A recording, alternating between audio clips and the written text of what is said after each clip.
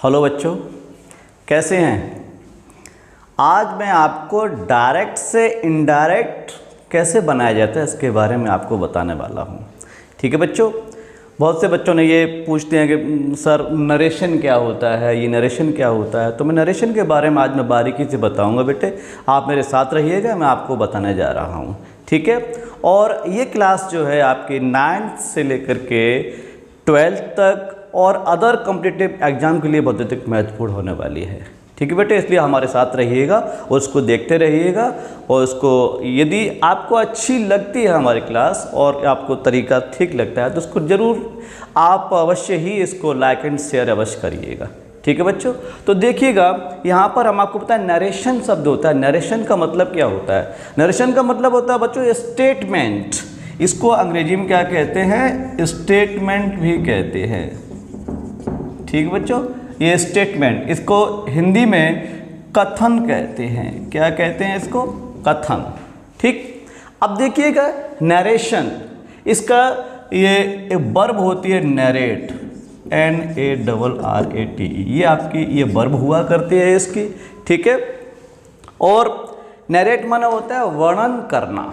ठीक, अब देखो नरेशन को हमने दो भागों में बांटते हैं। यहाँ पर देखिएगा, यहाँ पर इसको बोलते हैं डायरेक्ट स्पीच, इसको कहते हैं। ठीक, और इसको यहाँ दूसरा भाग इसका हुआ करता है इनडायरेक्ट स्पीच। ठीक, ये दो भागों में हमने नरेशन को बांट दिया।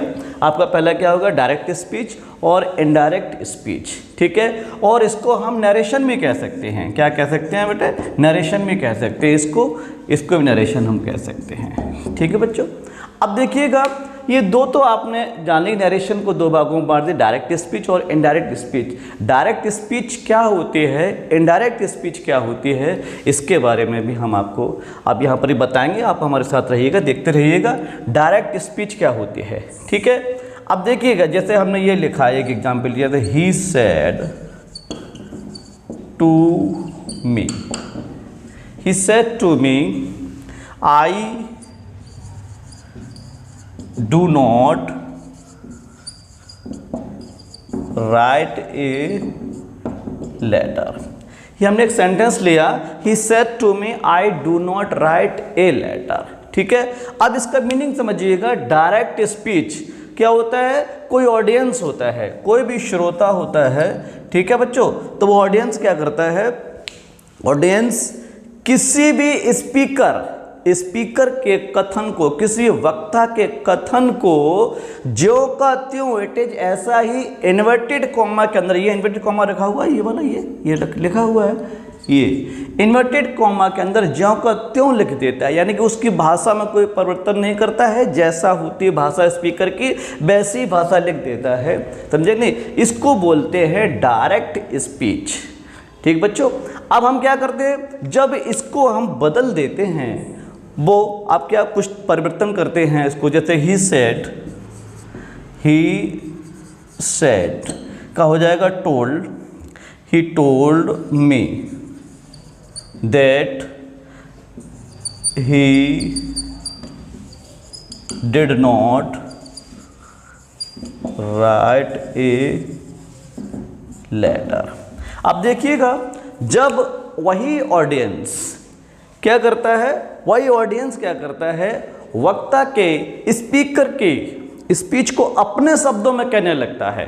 ठीक है, अपने शब्दों में जानकारी देने लगता है, कहने लगता है, उसको कहते हैं इनडायरेक्ट स्पीच। तो आपकी ये क्या हो गई? आपकी डायरेक्ट स्पीच हो गई जाकर के आपकी ये, और ये हो गई आपकी इनडायरेक्ट। ठीक है बच्चों, तो ये तो आपने ये समझा होगा कि डायरेक्ट स्पीच क्या होती है, इनडायरेक्ट स्पीच क्या होती है। ठीक, अब देखिएगा यहाँ पर अब हम आपको ये बताते हैं कि कुछ अब बदला कैसे है, डायरेक्ट से इनडायरेक्ट में हम कैसे बदलते हैं, कैसे उसको बदलेंगे जी, और समझिएगा आप, यही तो बहुत महत्वपूर्ण विषय यही है कि हम कैसे बदलेंगे।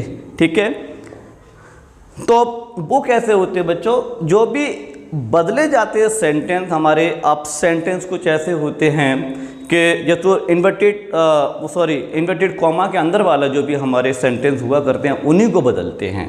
ठीक है, रिपोर्टिंग वर्ब को भी हम बदलते हैं, ये हम आपको अभी बताने वाले हैं। ठीक है, उससे पहले ये देख लेंगे सेंटेंस कितने प्रकार के होते हैं। ठीक, जब तक हमें ये मालूम नहीं होगा कि सेंटेंस हमारा किस प्रकार का है, भूतकाल का है, भविष्यकाल का, प्रेजेंट का है, हमें जानकारी नहीं होगी किस टेंस का है, तब तक हम उसको नहीं बदल पाएंगे। ठीक है बच्चों, क्योंकि सबका अलग अलग इन्फॉर्मेशन है। सबसे पहले आपको तो सेंटेंस कितने भेद होते हैं, सेंटेंस के जो भी आपका सेंटेंस आपके हुआ करते हैं, सेंटेंस के कितने 5 भेद हुआ करते हैं। इसके कितने बच्चे हैं, 5 भेद हुआ करते हैं इनके। ठीक है, सबसे पहले आपका आता है इसमें एसर्टिव, एसर्टिव आपका आता है।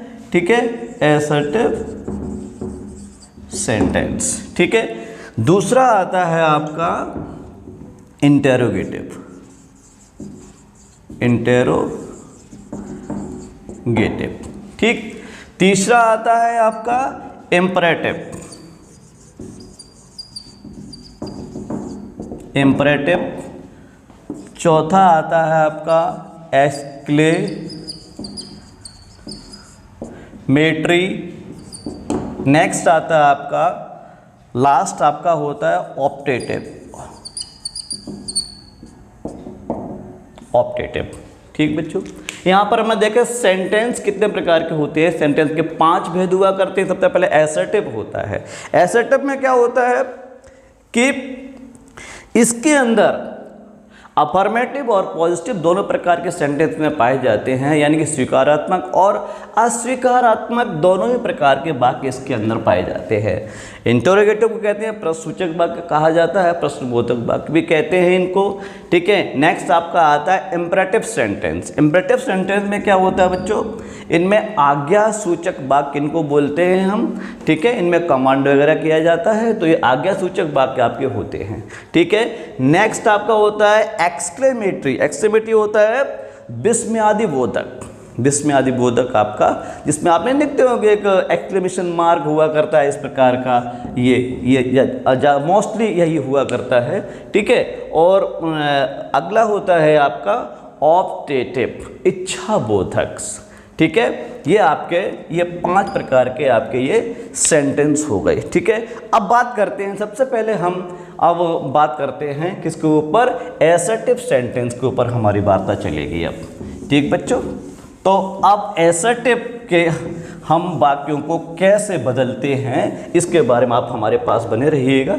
हम देखते हैं, सबसे पहले हमने क्या लिया, एसर्टिव। एसर्टिव को हमने लिया। ठीक, एसर्टिव सेंटेंस। ठीक, अब देखिएगा यहाँ पर एक सेंटेंस पुनः फिर हम ले रहे हैं, यानी कैसे, he said to me I do not write a letter. ये हमने सेंटेंस लिया एक। ठीक है, he said to me I do not write a letter. ठीक है बच्चों, आप देखिएगा इसको हमने यहाँ पर लिया तो ये होता क्या है, ये देखो इसका ये क्या होता है, ये इसका ये सब्जेक्ट हुआ इसका। ठीक है, और ये इसका क्या होता है, ये इसका ऑब्जेक्ट होता है। ठीक है, इन्वर्टेड कॉमा के अंदर बात करते हैं तो ये हमारा क्या होता है, ये सब्जेक्ट होता है, और ये आपका ये क्या होता है, ये आपका ऑब्जेक्ट होता है। ठीक है, अच्छा अब देखिए कि इनको जरूर बड़ा ध्यान से देखिएगा, क्योंकि इनका ही काम पढ़ने वाला है आगे। जितने भी कार्य आपके होंगे सब वो कर्ताओं को बदला जाएगा, सेंटेंस देखे जाएंगे, सब कुछ इनके ऊपर बात होगी जा करके। यहाँ रिपोर्टिंग वर्ब के सब्जेक्ट क्या है या क्या, सब सारा कुछ पूछा जाएगा। ठीक है बच्चों, अब देखिएगा यहाँ से लेकर के ये यहाँ से लेकर के यहाँ तक, यानी कि ही सेड टू मी, इसको हम बोलते हैं रिपोर्टिंग स्पीच। क्या कहते हैं इसको, रिपोर्टिंग स्पीच, या इसको बोलते हैं रिपोर्टिंग क्लॉज। ठीक बच्चों, आप देखिएगा। और ये तो क्या कहते हैं इसको, रिपोर्टिंग स्पीच या रिपोर्टिंग क्लॉज। इंट्रोड्यूसिंग वर्ब भी किसको ये कहते हैं हम इसको, लेकिन यहाँ पर हम क्या बोलते हैं इसको, ये इसकी बात यदि हम करने लगें, ये इसको कहते हैं रिपोर्टिंग वर्ब। रिपोर्टिंग वर्ब, ये इसके बहुत बड़ा अंतर हुआ करता है बच्चों।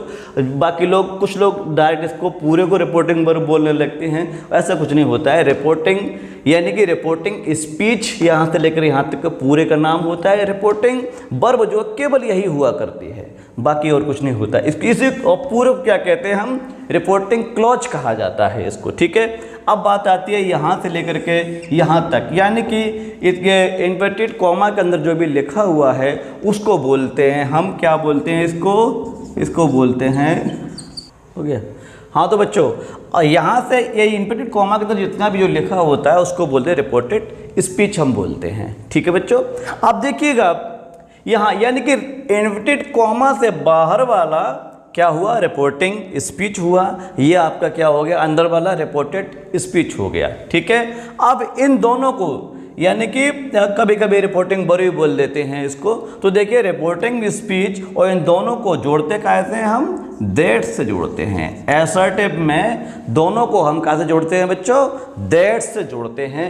ये कि इनकी एक आपके लिए एक जानकारी थी। अब देखिएगा बाकी और चीज़ें आती हैं, उनको हम कैसे क्या मतलब करते हैं, और आगे और हम आपको बताने वाले हैं, देखिएगा। हाँ, अब देखिए यहाँ पर क्या आता है, जैसे कि आपका सेड टू आता है। मान लीजिए क्या आया आपका सेड टू, सेड टू को बदलते हैं हम बच्चों टोल्ड में, ठीक है।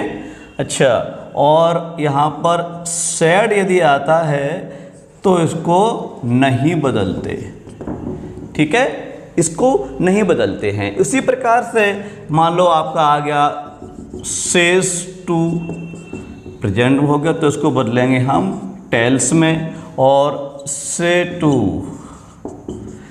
को बदला जाएगा टेल में, ठीक बच्चों। अब देखिएगा यहाँ पर उसी प्रकार से विल, से टू को बदला जाएगा विल टेल में, ठीक है। आप यहाँ पर मान लो इसके अंदर आ जाए सेल से टू, इसको बदला जाएगा सेल टेल में, ठीक बच्चों। अब देखिएगा यहाँ पर ये और देखिएगा से, और आपका सेस,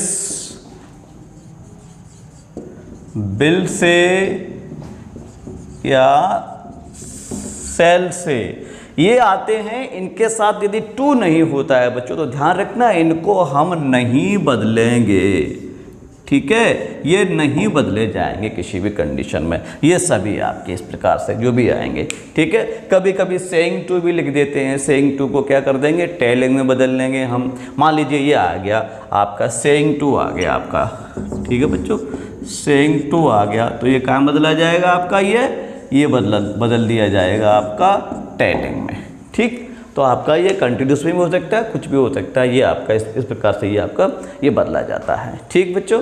तो मैं समझता हूँ कि आपने आज की वीडियो ये सही आपने जानकारी प्राप्त की होगी, और यदि आपको अच्छी लगती है हमारी वीडियो तो इसको आप सब्सक्राइब करना मत भूलिएगा। Thank you.